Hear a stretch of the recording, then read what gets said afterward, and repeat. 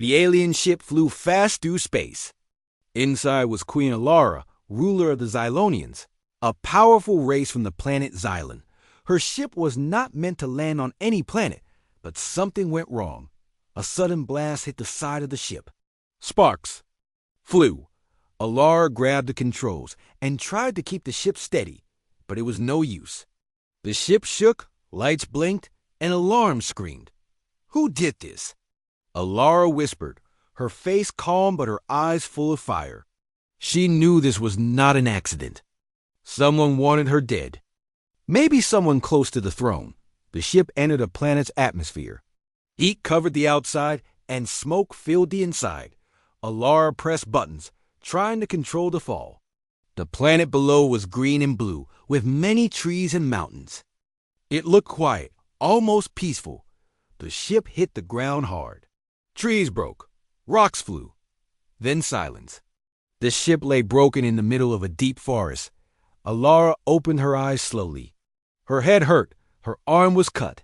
Blood, dark blue, ran down her side. She tried to move but felt pain shoot through her leg. The ship was damaged badly. The lights were out. The air smelled like smoke and metal dot. She pushed open the side hatch and crawled out. The forest around her was full of tall trees, strange birds, and cool air. She had never seen a place like this. It was wild, untouched. She fell to the ground, breathing hard. Her body felt heavy, and her mind was cloudy. Hours passed. The sun moved across the sky. Alara lay still, weak and tired. She tried to call for help, but her communicator was broken. No one answered. No ships came. No guards. No one. She was alone. Far away. A man named Luke Carter walked through the forest. He was a quiet man who lived alone in a small wooden cabin. He worked as a forester, helping to take care of the land. He carried a backpack, a water bottle, and an old radio. His dog, Max, ran ahead, barking at birds and chasing shadows. Luke stopped when he smelled smoke. It was not from a campfire. This smoke was strong, mixed with something strange. Max barked louder and ran forward. Luke followed him through the trees. He reached a clearing and froze. In front of him was a large, broken object. It looked like a ship, but not like any ship he had seen before. Parts of it still glowed. The metal was smooth and silver, not from Earth. Luke stepped closer and saw her, a woman, or something like a woman, lay near the wreck. Her skin was pale blue, her hair silver and long. Her clothes were tight, made from a material he couldn't name. She was hurt. Blood covered her side. She looked up and saw him. Her eyes were bright purple. They locked on his face. Luke raised his hand slowly. "It's okay," he said. "I'm not going to hurt you." She didn't answer. Maybe she didn't understand. Or maybe she didn't trust him. He stepped closer, carefully. He took off his jacket and knelt beside her. He pressed the cloth to her wound. "You need help," he said softly. She stared at him, confused but silent. Then her eyes closed, and she fainted. Luke looked at her face. She was not human. But she was alive, and she needed help. He picked her up slowly, surprised by how light she was. Max followed as Luke carried the alien woman through the forest, back to his cabin. His mind raced with questions. Who was she? Where did she come from? What should he do? But one thing was clear. He could not leave her there. She had fallen from the sky. She was alone. And she had no one else. He would help her. No matter who she was. Luke opened the door to his small wooden cabin and carried the alien woman inside. The room was warm, with a fire burning in the fireplace. It smelled like wood, tea, and old books. Max, his dog, walked in and sat near the door, watching everything. Luke placed her gently on his old couch. She was still unconscious. Her skin was cool, and her breathing was slow but steady. You got a clean towel, warm water, and a first aid kit. He had seen wounds before from forest accidents, but never on someone not from Earth. He cleaned the cut on her side. Her blood was still dark blue. The wound was deep, but not deadly. He wrapped it carefully. She moved a little, but her eyes stayed closed. "Who are you?" Luke whispered. "Where did you come from?" The woman didn't answer. She looked peaceful, even while hurt-out Luke sat nearby, thinking. He had a phone, but there was no signal here. He could not call anyone. Even if he could, who would believe him that an alien queen had crashed in this forest? That night, he stayed by her side. He gave her some water using a small spoon. She swallowed it slowly. He stayed awake, watching. The fire and the stars outside dot in the morning. The woman opened her eyes. Luke was sitting near the window. He saw her move and stood up. "You're awake," he said with a small smile. She looked around, confused. Her hand reached for her side. She felt the bandage and looked at Luke. "You helped me," she said. Her voice was soft but strong. Her words were slow, like she was still learning his language. "I found you in the forest," Luke replied. "Your ship crashed. You were hurt." She sat up a little, her eyes sharp now. "I am Alara. I am a leader. Someone tried to destroy." Luke nodded. "I guessed that. You're not from here." "No. This planet ... It is simple. Wild." "Yeah," Luke said. "We call it Earth." Alara looked at the room. It was small and made of wood. There were shelves with tools, a small kitchen, and a table with maps. It was different from her world, but there was something calming about it. "You live here." "Alone?" she asked. "Just me and Max," Luke said, pointing to the dog. Max wagged his tail. "You are ... kind," she said. "Many would leave me, or fear me. I saw someone who needed help," Luke said. "That's all." Alara looked at him closely. She didn't understand why, but she felt safe. This man had no weapons, no power, and yet he had saved her. That meant something. Over the next few days, Alara grew stronger. She stayed in the cabin, resting and healing. Luke gave her food and helped her walk. She watched him work in the forest, cut wood, cook simple meals, and care for animals. He was not fast or smart like her people, but he was honest and patient. They talked more each day. Luke asked questions about space, her people, and her world. Alara answered slowly, sharing only a little. She still didn't know if she could trust him fully, but she liked hearing him speak. His words were simple but warm. Alara told him that someone from her court had tried to kill her. She didn't know who yet, but the attack on her ship was planned. She had escaped, but the damage had forced her to land on Earth. Luke listened, without judging. "You'll get back. Someone will come for you," he said. "Maybe," Alara said. "Or maybe they think I am dead." One evening, they sat outside watching the stars. The fire crackled beside them. Max slept nearby. "I have seen many stars," Alara said, "but this sky feels different." "It's quiet out here," Luke said. "I like it. You live with so little, yet you seem at peace." Luke smiled. "I used to live in the city, but it was too loud. Out here, I can breathe, think, live." Laura looked at him. He was nothing like the leader she knew. No pride, no need to show power, just calm. "Your people may be simple," she said, "but they are not weak." Luke chuckled. "We survive in our own way." That night, as she lay in bed, Alara thought about her home. She missed it, but she also felt something strange. A small part of her did not want to leave yet. Maybe, just maybe, this simple human had something her world had lost, something worth learning. Days passed slowly in the quiet forest. Alara's wounds healed, and her strength returned. She could now walk without help. Luke had made a walking stick for her, carved from a strong tree branch. She used it when she went outside with him every morning. Luke made breakfast. He cooked eggs, bread, and sometimes picked wild berries. Alara found the food plain but interesting. Her people ate with machines and pills. But here, food had smell, taste, and warmth. She started helping him with small tasks. She chopped wood with a tool Luke showed her how to use. She helped carry water from a nearby stream. She even learned how to light a fire. These were small things, but they made her feel useful. Luke watched her with quiet amazement. She moved with grace and strength. She asked many questions and learned quickly, but she was also curious. She wanted to understand how he lived. One afternoon, they sat near the cabin. The air was fresh, and birds sang in the trees. "Why do you live here alone?" Alara asked. Luke was quiet for a moment. "I used to be in the army," he said. "Saw things I didn't want to see. After that, I just wanted peace." She nodded. "In my world, peace is rare. Power is everything, even among those who rule." Luke looked at her. "Is that why someone tried to kill you?" Alara looked away. "Yes. Someone close to me feared I was too strong.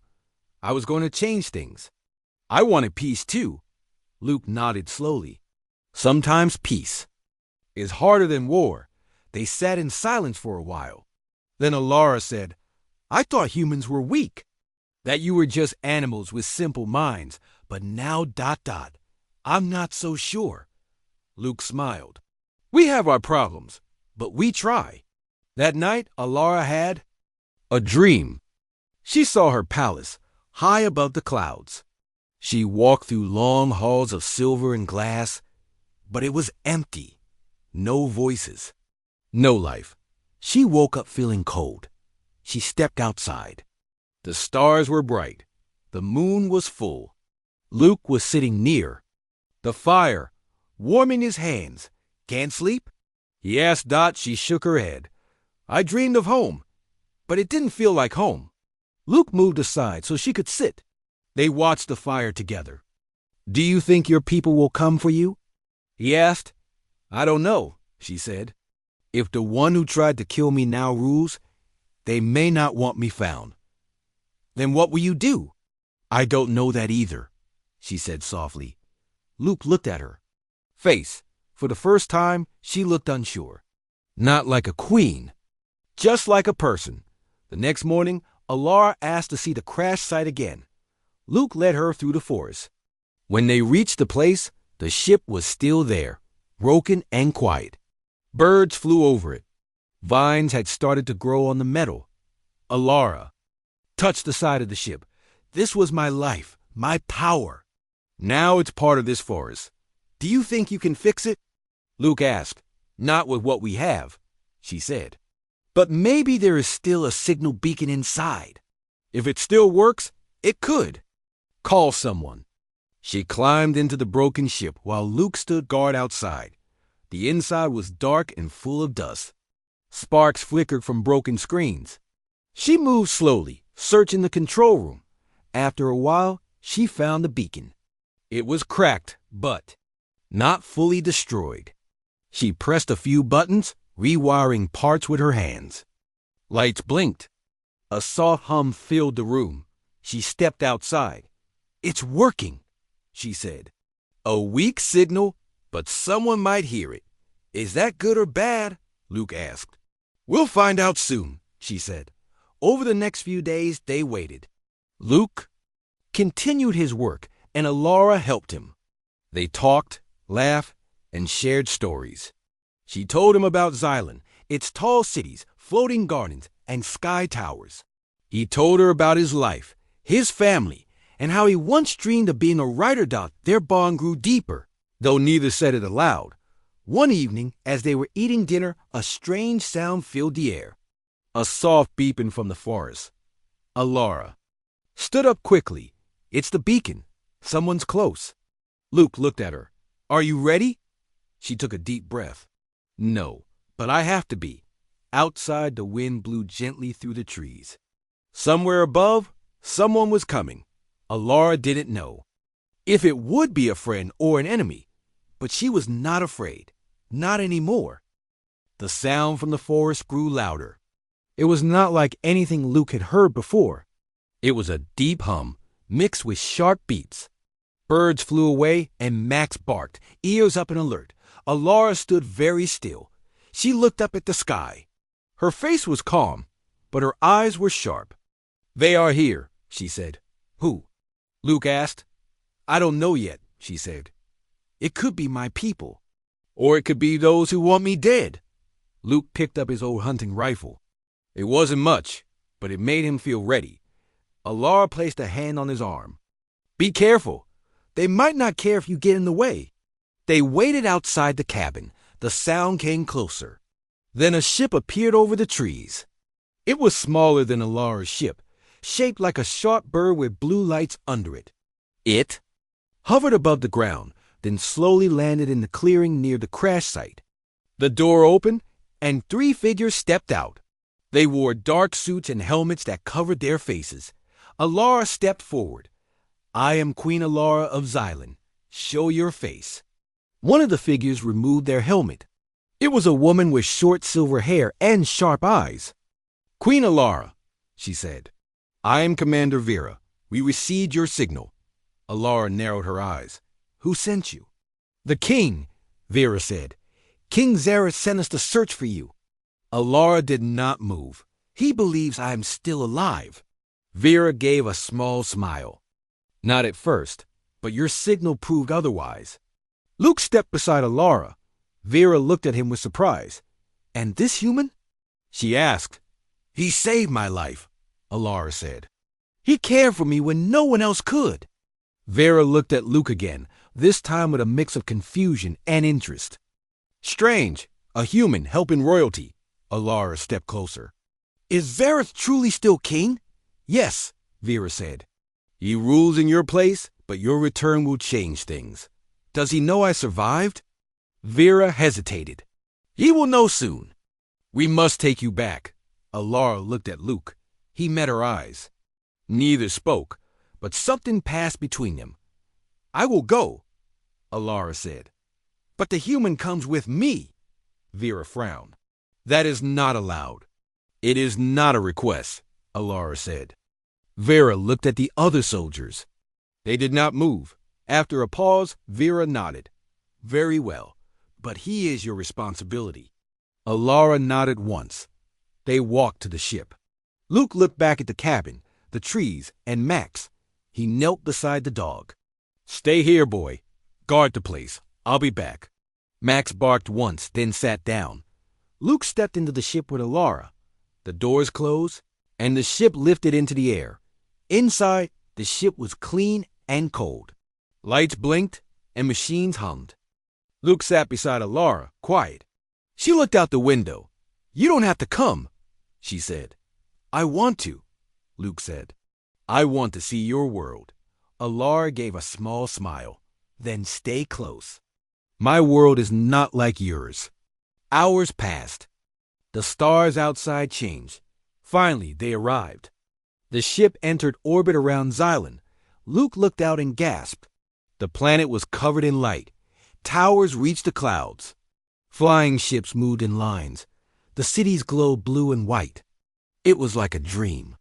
The ship landed on a large platform. Soldiers waited. So did more people in fine clothes. A tall man stood in the center. His face was stern, and his eyes were cold. "Xerath," Alara said. The man stepped forward. "Alara, you are alive." "You sound surprised," she said. "I thought you were gone." "We all did." "No," Alara said. "I was left to die." Xerath said nothing. Luke stood beside her. Xerath looked at him with disgust. "And who is this?" "The one who saved me," Alara said. "His name is Luke Carter." Xerath frowned. "A primitive.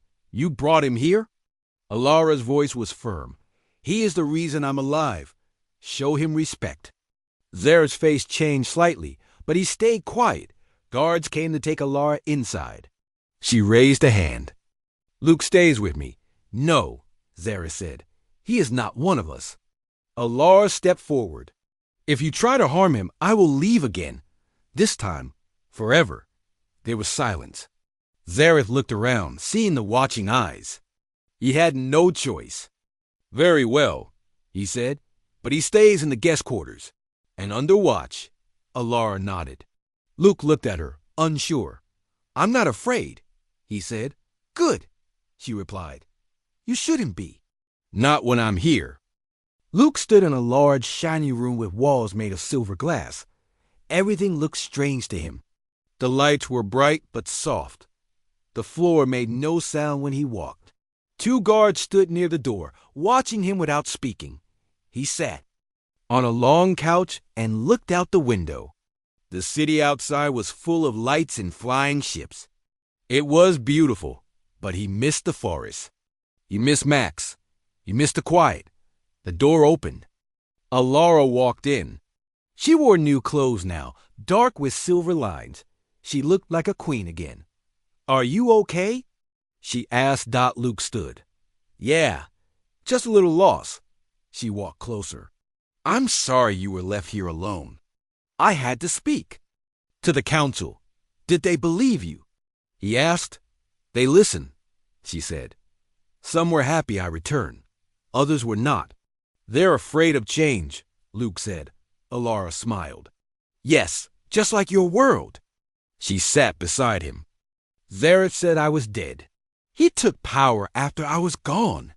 Now that I'm back, he wants to keep control. What will he do? Luke asked. He will try to make me look weak. He may try something worse, she said. But I have a plan. Later that day, Alara took Luke to a small room deep inside. The palace.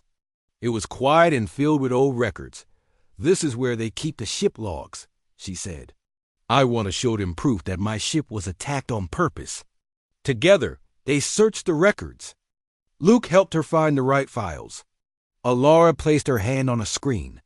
It lit up and showed a video from her ship. It showed the moment her ship was hit. Alara's voice came through the speakers. She gave orders. Then the camera showed the blast from behind. A shadow passed near the ship. That's not space debris, Luke said. That's a small ship. It fired at you. Alara nodded. And I think I know who sent it. She saved the video and copied it to a small data drive. We take this. To the council, she said. The next day, a meeting was held in a round hall. Alara stood in the center. The council members sat in a circle above her. Zareth stood across the room. Luke sat near the wall, guards behind him. Alara spoke clearly. I was not lost in space. I was attacked. Someone tried to kill me. Zareth raised a hand. These are only words. You have no proof. Alara held up the data drive. I do. Watch this. The lights dimmed. The video played for everyone to see. Gasps filled the room as the attack played on the screen. Some of the council members looked shocked. Others looked nervous. When the video ended, Alara spoke again. That was a planned attack. Someone sent that ship. I want the truth. Zareth stayed quiet. A council member stood. Who would do this? Alara looked at Zareth. The ship came from this planet. Only someone with power could send it. Zareth laughed. You think I did this? I think you wanted the throne, Alara said. And you did not want to wait. More voices rose. The room was filled with noise. Luke watched as Alara stood tall, calm in the middle of it all. The council leader raised a hand. Silence. We will look into this. Until then, Queen Alara is to remain under protection. So is the human. Zareth's eyes were cold. He said nothing more. Back in the guest room. Luke sat with Alara. You did it, he said. They listened. For now, she said. Zareth will not stop. But now he knows I'm not alone. Luke smiled. No, you're not. That night, guards were placed outside their rooms. Alara could not sleep. She walked to the window and looked at the stars. Luke joined her. Do you ever miss Earth? She asked. Every minute, he said. But I don't regret coming here. She looked. At him? Even if it's dangerous? Especially then, he said. You needed someone. I couldn't let you face this alone. She touched his hand. You are not like the others. I'm just a man from the woods, he said. No, she said. You are more. You are brave. and you gave me hope when I had none." They stood together in silence. Outside, the city lights glowed like stars. Whatever came next, they would face it together. The days after their return to Xylem were tense. Alara stayed in her royal chambers, where she met with advisors and old allies. Luke was given a room in the guest wing. It was large and filled with things he didn't understand: floating lamps, talking walls, and food that cooked itself. He missed the forest. He missed simple things. But he stayed because of a LARA. Each day, Alara visited him. They walked in the palace gardens where the trees glowed with soft light and birds sang in strange tunes. She told him more about her world, and he told her stories from Earth. Still, there was trouble in the air. Zareth held meetings behind closed doors. He spoke to the council in private. He did not like that Alara had returned, and he liked Luke even less. One night, Alara came to Luke's room. She looked tired. "The council will vote tomorrow," she said. "They will decide who will rule." Luke stood. "You think they'll choose you?" "I don't know," she said. "Zareth has power. He also has fear on his side." "Then let them see you're not afraid," Luke said. She smiled. "That's why I brought you here. You remind me of what's real." The next morning, the council gathered. The hall was full. Alara wore her crown. Zareth wore his armor. Luke stood in the crowd, quiet but watching. The leader of the council stood. "We are here to choose. Queen Alara has returned. King Zareth has ruled in her place. Now we must decide who leads." Alara stepped forward. She spoke clearly. "I did not run. I did not hide. I was left to die, but I survived. I learned that power means nothing without care. A true leader protects even the smallest life. I was saved by a man who had no power, no army, only heart. That is what our people need." Zareth stepped forward. His voice was cold. "She brings a human to our world, a primitive, a danger. She is weak. Our enemies will see this and laugh." Some members nodded. Others stayed still. Luke stepped forward. Gasps filled the room. No human had ever spoken in the council hall. He looked around. "I don't know your ways. I don't have your knowledge. But I know this Alara didn't give up. She didn't use fear. She used kindness. And if that's weakness, then maybe we all need a little more of it." The room was silent. The council leader raised a hand. "We vote now." One by one, the members placed their hands on a glowing panel. The lights turned blue for Alara, red for Zareth. Luke held his breath. When the last vote was cast, the leader looked at the lights, more blue than red. He turned. "Alara will rule." Cheers broke out. Zareth's face was still. Later, in the quiet garden, Alara met Luke. "You did it," he said. She shook her head. "We did it. They saw what you are, what I became, because of you." A guard came running. "Your Majesty, Zareth is missing. His ship is gone." Alara's smile faded. "You will not give up so easily." Luke nodded. "Then we stay ready." That night, as stars filled the sky, Alara looked at her crown, then placed it on a table. "I may be queen again," she said, "but I want to rule differently, with you at my side." "If you will?" Luke smiled. "I'm just a man from Earth." She stepped closer. "You are more than that. You are the reason I found my way back." He took her hand. They stood in silence. Somewhere far away, trouble still waited. But for now, there was peace. And it was enough. The days passed slowly in the bright palace of Xylem. Luke stayed in the guest room, but Alara visited him often. She told him stories about her world and her people.